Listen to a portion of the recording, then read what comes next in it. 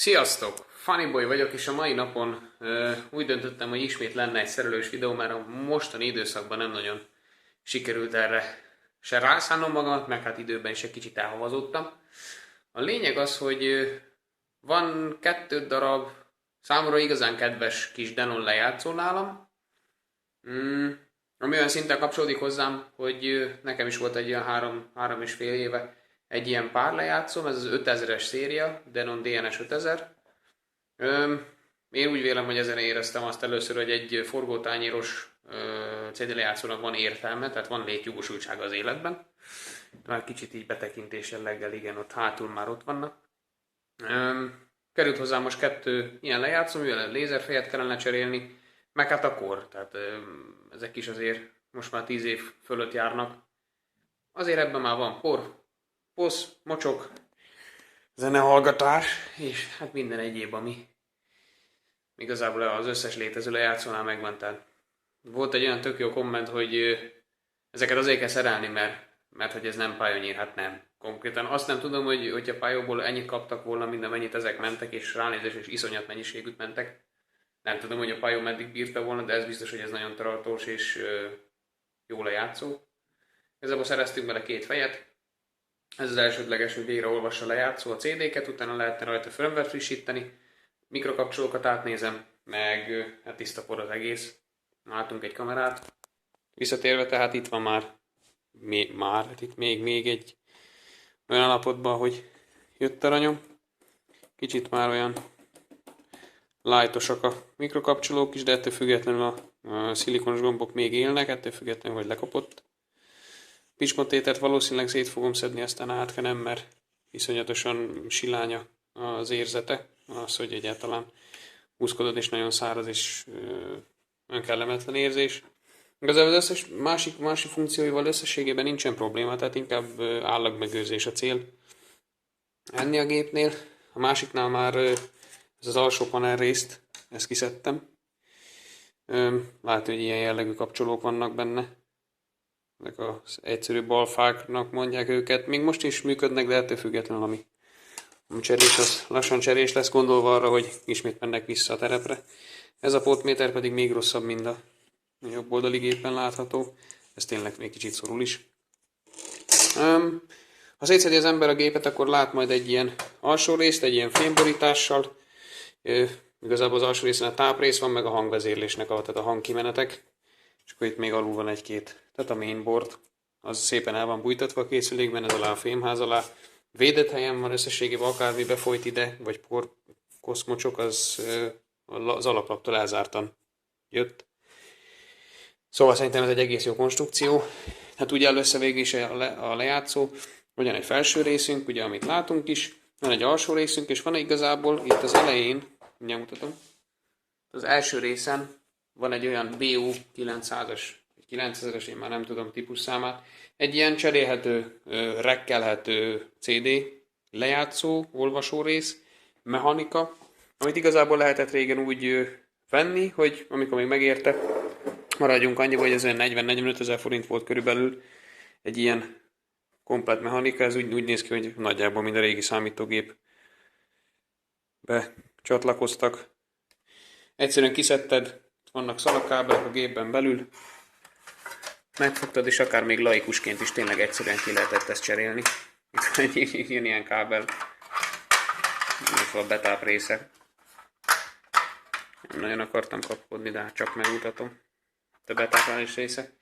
Sajnos másra természetesen nem volt kompatibilis, mert azért azonosító van benne, tehát nem lehetett csak egy akármilyen CD lejátszót beledugni. És akkor ebben van a slot-in mechanika.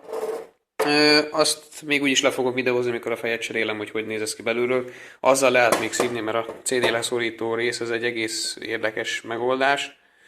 Nagyon stabil, de ettől függetlenül el tud romlani, hogyha egy idő után már vagy elkopik, vagy hogyha kicsit erőltetettebben teszi be az ember, akkor nincs ideje följönni a kis lemezeknek, és elhajlanak, aztán utána meg már egyre rosszabb lesz a dolog. Látni azt is, hogy jeladós, igazából maga a helyzetérzékelő része a jognak. Tehát alul egy jeladó érzékeli ezt, tehát ilyen kapus megoldás, illetve fönt egy ilyen szíjas meghajtása van ennek a lejátszónak, most nincs CD-n, meg hát ugye nem is olvas szerencsétlen, tehát nem tudjuk még kipróbálni, de majd a videó végén szerintem megmutatom. A lényeg az, hogy ez egy szíjas megoldású lejátszó, de ettől függetlenül nagyon szépen és pontosan lehet vele mixelni, hogyha nincs ez a billegés. Ezen a billegésen is majd tudok még itt állítani. Aztán igazából a felső kezelőpanel, meg a kijelző, ami még itt található. Összességében mondom, nem egy olyan hatalmas nagy kunst, de nagyon ügyesen és jól van felépítve, szóval relatíve könnyen lehet szerelni. Mindemellett még a felső részen arra is gondoltak, hogy a felső ilyen fémes lap, ami most teljesen dzsuvás, meg beleszáradt oda minden. Ezt le lehet szerelni és el lehet mosni. Tehát nem sokszor, mert ugye ragasztod, de ettől függetlenül, hogyha az ember szeretné, akkor még egyszer-kétszer tényleg lehet szépen fémtisztára takarítani. Hát ha nem is fémtisztára, akkor már nem látja az ember a matricákat, de ettől függetlenül, igen, tehát egész szépen le lehet. És a dohányzás még mindig káros az egészségre, és a lejátszók egészségére is. Ja, szerintem egyelőre ennyi. Mondom, kapcsolócsere, kispotméter és lézerfejegység. Lézerfejegységből van itt egy dobozolt, és van itt egy esetlegesen már, amit már másikban kicseréltem, tehát akár fogdozhatom is. Erre már nagyon nem lesz szükség. Így néz ki aranyom, egy egész nagy méretű. Megpróbálom letenni, aztán hát jobban látszik. Egész nagy méretű dolog ezt, és már látszott a lencsén amúgy, hogy jóval opálosabb, mint az újdonsült. De mondom, egész könnyen sikerült hozzájutni, azt hittem, hogy ez sokkal nehezebb lesz. De hát ugye rengeteg lejátszóba teszik ezt az összes ilyen asztali denomba is azért gyakran előfordult, illetve a 3000-es széria az végül is az 5000-esnek megfelelő, csak kevesebb feature-rel, tehát sokkal kevesebb funkcióval. De amit így előjárókban elmondok, hogy ennek a lejátszónak az volt a nagy funkciója a 3000-eshez képest. Több volt benne, én úgy tudom, az effekt, de ez mondjuk nem biztos. Illetve a sample része volt. Tehát van egy olyan funkciója, van még egy ajzatunk, tehát van még konkrétan összesen 3 pár RC-nk van. Van egy sample, van egy master, meg van egy ilyen mirrornak való kimenet, és a lényeg az, hogy ezeket külön-külön tényleg meg tudjuk vezérelni, és 3 sávot el tud foglalni egy keverőben. A CD-ről másik számot be tudsz rakni, meg szimultán le tudod játszani ugyanazt a számot még egyszer, össze tudod mixelni a következő számot ezzel a funkcióval, itt van a pitch bend hozzá, tehát hihetetlen, és közben állítani lehet a tempót is. Én nagyon imádtam, van itt 2 sample bank, 2 loop, tehát összességében, hát nem tudom, nagyon jó gép, én szerettem. De mondom, YouTube-on van egy csomó videó fenn róla, hogyha esetleg olyat kerestek, hogy mit lehet vele csinálni, hogyan lehet csinálni, tehát nagyon részletesen azért ebben nem fogok belemenni, mert nekem igazából a szervizes része a lényeg. Hoppá, rotary switch push. Ezek még egész jól működnek. Tehát mondom, ebben nem nagyon fog belemenni, inkább az a szervizes rész, amire én specializálódtam, és ami engem is érdekel. Na, akkor következő évben folytatjuk. Nos, helyzetjelentés itt egy kicsit a köztes állapotról. Mikrokapcsolók már ki vannak cserélve. Az a 3 fő része a Play Q, meg a kiadás, amit ugye legtöbbet használunk a Pio mikrokapcsolókkal. Aztán hát egy kevés mennyiségű csavar. Igazából a 2 felső részt teljesen szétszedtem és elmostam. Teljes mértékben dzsúvás volt. Most itt majd egy kicsit ügyesen, egy kézzel.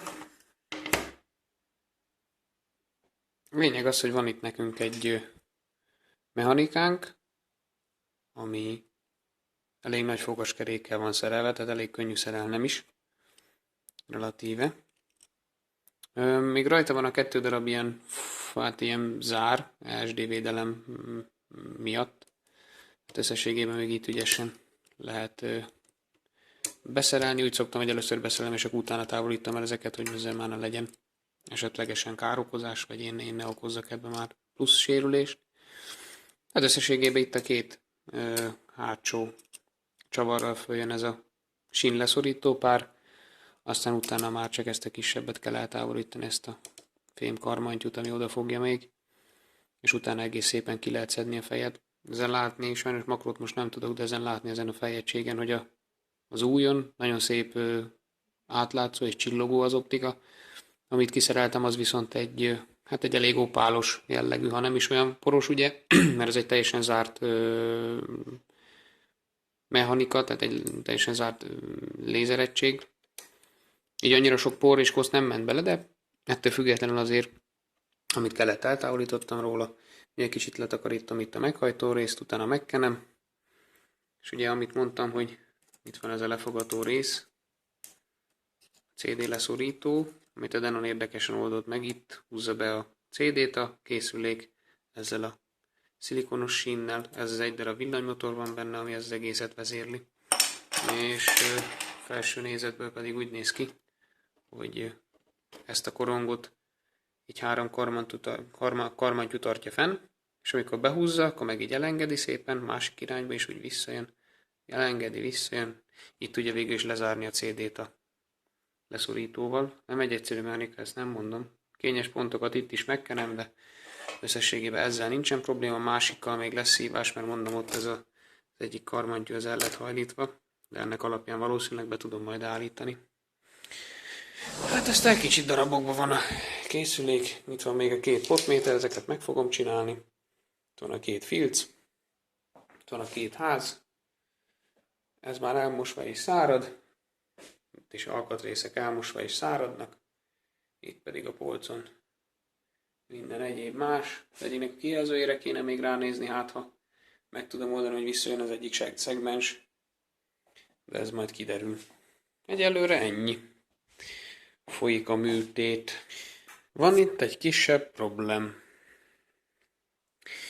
Nos, tető szépen elkészült, fémtiszta, minden gyönyörű.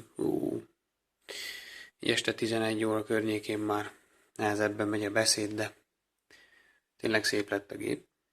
Fej benne van. Az egyik mechanika az teljesen jól olvas, a másik az viszont nyűglös. Megvan végül is hibája, hogy mi okozza. Aki azt mondja szkeptikusan, hogy a Denon az nem tartós, az egy dolog, de ebben konkrétan, ebben a lejátszóban annyi üzemóra van, hogy a leszorító mágnesnek a teteje, a fém elkopott. Ez eszméletlen. Ilyet én még nem láttam, tehát konkrétan a mágnes szálacskák vannak itt. Úgyhogy a leszorító műanyag az nem képes rendesen leszorítani, mert minden egyszer elmászik a CD. Tehát ha én berakom most egy CD-t, szimuláljuk azt, hogy kap egyet.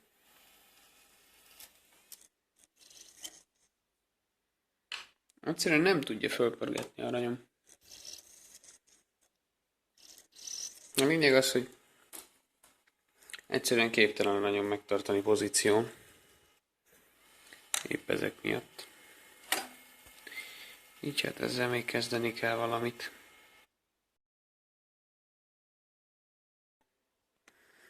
Na, most úgy áll a helyzet, hogy az egyik az előzőekben tárgyalt dolgok miatt, tehát a mágneskopás, illetve a mechanikának a komolyabb problémái miatt egyelőre még nem olvasóképes, de független a fej az új benne, hogyha találnánk egy olyan motort, aminek még nincs lekopva a mágnes, tökéletes lenne.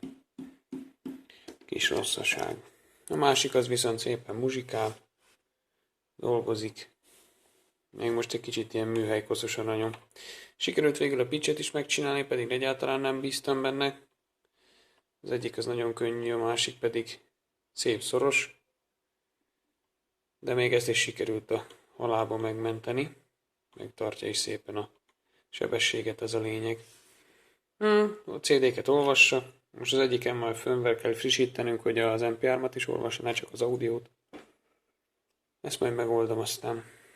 Lehet, hogy még lesz róluk videó, vagy következőt lehet összevárom ezzel, és megnézzük, mi sül ki ebből az ügyből. De hát ez elég nagy kihívás volt, az még biztos. Egy pár csavar még azért csak kéne bele.